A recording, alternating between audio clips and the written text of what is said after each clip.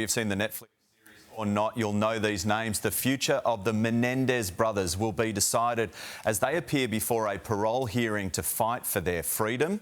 This is the closest Erik and Lyle have been to leaving prison since they were locked up nearly 30 years ago for killing their parents back in 1989. The pair now need to prove to the appointed board they don't pose an unreasonable risk of danger to society if released. Here to break it all down is celebrity lawyer Christopher Melcher, live in LA. Great to have you with us. So first, take us through exactly what Erik and Lyle are about to do. Well, they're trying to get a release from prison. Right now, they have a life sentence.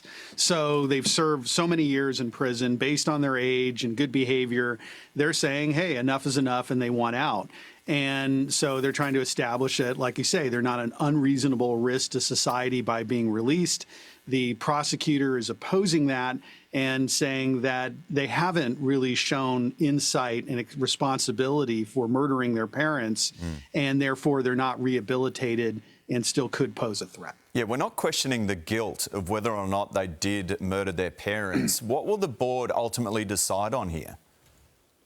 So the board is looking at the length of time that they've served. They have taken some level of responsibility, although they still feel they were justified, I guess, in murdering their parents.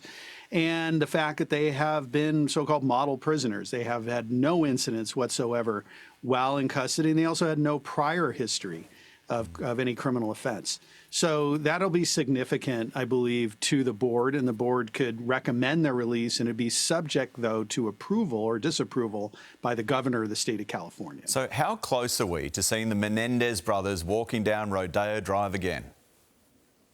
Well, it could happen in a few months, or it could happen by the end of the year, I should say. That is possible. They have served significant time in custody, and even someone like myself who feels that they really need to be punished severely for what they did after so many years in incarceration, it may be time to let them out.